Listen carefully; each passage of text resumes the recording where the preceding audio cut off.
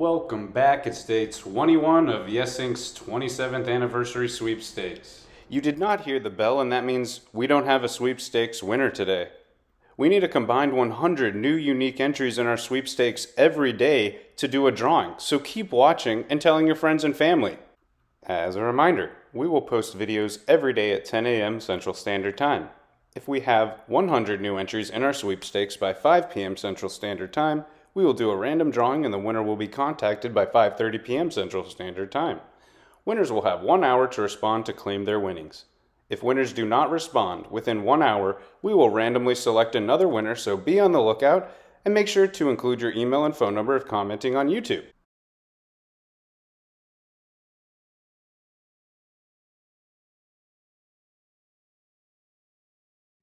Hi, everybody. You know who this is. Well, maybe not. Now do you know? Okay. This Claudette saying, guys, you are welcome to our 27 days between January 7th and February 2nd. You don't want to miss it because you're listening. I know you are because you keep coming back, right? And you're learning. And maybe you haven't earned $1,000 yet, but it's not too late. You know, when we have at least 100 new likes, entries, subscriptions every day, Kellen goes and pulls that name. So we have a new winner of our $1,000, which is part of our 27,000 anniversary cash. Who does that? Who gives away money on your anniversary? We do. When you sign up. Hey, this is your opportunity. Tell your friends, your enemies, your frenemies, your relatives, everybody to come on back every day. Listen to, hear from new educators talking about how great our program is. Hey, I didn't say that, they did. I'm just repeating what they said. And listen to me give a historical update. Thank you for entering to get $1,000 of our $27,000 anniversary cash. Peace. In this segment, we will share successes of Yes Inc. participants. Listen carefully for all the compelling reasons to apply to our intensive educator preparation program. My name is Kellen Begin, Director of Communications at Youth Empowerment Services, Yes Inc. Today we have Kendra Brown, a Yes Inc. participant and effective educator. Listen to Kendra's educational journey and impact in the classroom. Being in fourth, I had the same teacher for fourth and fifth grade. His name was Mr. Henderson, and I felt like he was just a phenomenal teacher. It wasn't like, like a crush or anything like that. But at that age, I could recognize that he cared a lot about us. He taught us many things, and there are some things that he taught us that I still remember, even now. And I'm 40, so he had a lasting impression on me, and I wanted to do the same thing for someone else. I feel like I gained some valuable resources being a part of Yes. I met a lot of important people. I learned what it meant to be culturally relevant, especially working in more urban settings. I met some very knowledgeable instructors who brought real life teaching experiences to the table. So it wasn't just random people who were giving us these experiences, but they had actually been in the trenches as well. So I valued what they brought to the table. I liked having sessions with people like Miss Sue, and I think her name is Miss Carolyn, the one from Chicago, and as well as Wesley. Those are three instructors that I really gained a lot of knowledgeable information from, or valuable information from. They say that I'm fair, that I'm consistent. They know that, I have a genuine care for the students. I'm not just here, obviously for the money, but I think that they see that I have a genuine care. They appreciate my experience. And up here where I'm at, there's not very many African-American teachers. So I get a lot of parents and students who really appreciate seeing an African-American teacher in the building teaching a lot of African-American students. So they really appreciate that. For me, sometimes I have to learn how to not take things so personal. Sometimes it is a struggle. With me being an African American teacher, it's almost like a blessing and a curse because, sometimes that comes with people's perception. So I have to just focus on my craft and not worry about people's perceptions. Like people's perceptions of me is their perception, and I can't let it affect me. So Yes is a program that fills your cup in a sense, meaning that you learn so much from the program. Um, you meet a lot of people, and the knowledge that you get from the program you can actually put to use in your classroom. I like the connections that Yes allows you to make. I feel like they really put you in a position to be effective with the sessions that they allow you to attend, and just setting you up on the right path to be successful as a teacher. I feel like Yes leaves no stone uncovered. Like they they teach you all aspects from being culturally relevant to SEL, lesson planning. Those are all valuable resources that you definitely will need in order to be an effective teacher. And I feel like Yes puts you in a position so that when you go out into the field as a educator, that you have all the tools that you need to be successful. This is absolutely a program that allows you to get all of the things that you need. So if you have an opportunity to be involved with Yes, I would say absolutely take it. When I got involved, I didn't know exactly what I was getting involved with. I just knew that I wanted to change, and it absolutely met my expectations above and beyond. Don't forget to tune in each day to hear from more of our effective educators. Now let's welcome Claudette Yarbrough, CEO of Yes Inc., as she talks a little bit about the history of youth empowerment services, Yes Inc., from the past 27 years. Hello, hello, hello. Thanks for coming back to hear more of our history. Yes, I got overwhelmed yesterday and could not do a video, but I'm back. I feel better. Yes, quite a bit happening yesterday. So I reached out, or Janice Phillips, one of our former teachers, pre-K teachers, reached out to me when she heard me mention during one of these videos on our history that the late great Gigi Mason had passed away. She didn't know that. And when she reached out to me, we had a long conversation. By the way, Gigi Mason was a realtor and broker extraordinaire. Okay. She was one little fireball. And we surely miss her. But she had been the broker and realtor on Ms. Phillips' home, I believe, after she retired, maybe, or right before she retired from the school system. Gigi Mason had been Janice Phillips' realtor. So when Ms. Phillips reached out to me, I said, "Hey, girl, can I tell your story, a little bit about you?" During my historical kind of reflecting, going backwards. She said, "Sure."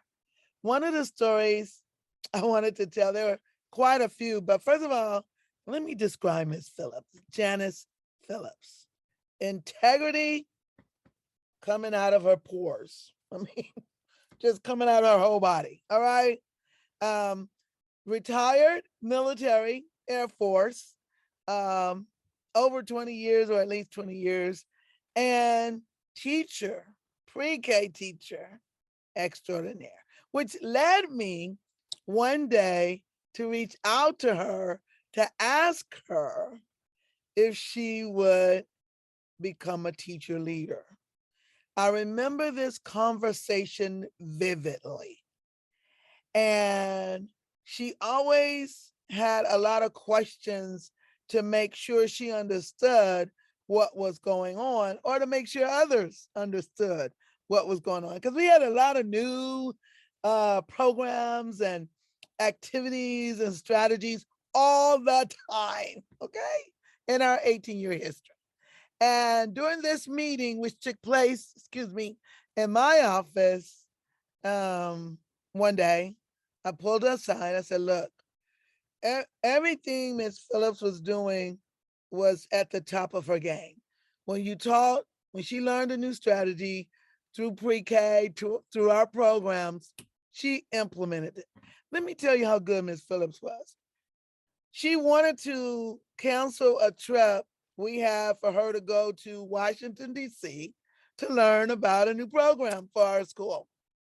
She said she was teaching 32 pre-kinder at the time with an assistant.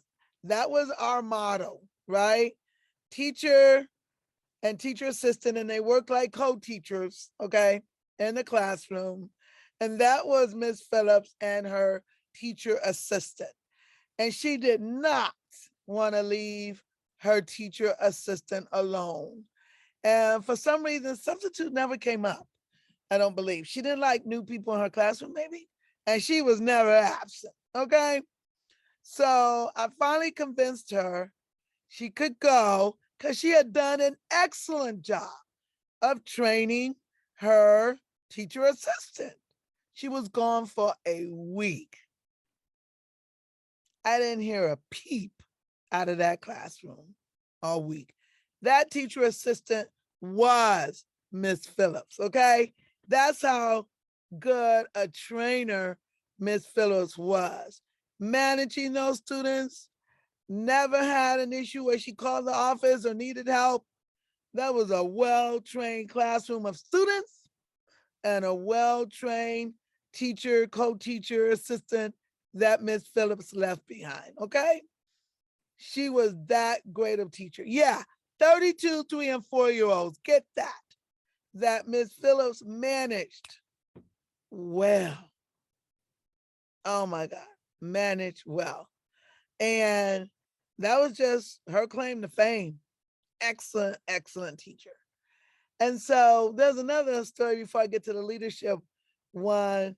We had a young student. This was 3 and 4-year-olds. And I think this little girl was 3 years old. She always got to school early. So she was there when Miss Phillips was preparing the blackboard with the date, the word for the day, the sounds, the symbols, and everything a pre-kinder teacher gets ready for on that day. So the little girl's there, sitting peacefully. Okay. Miss Janice did not have any discipline issues. Classroom manager extraordinaire. Okay.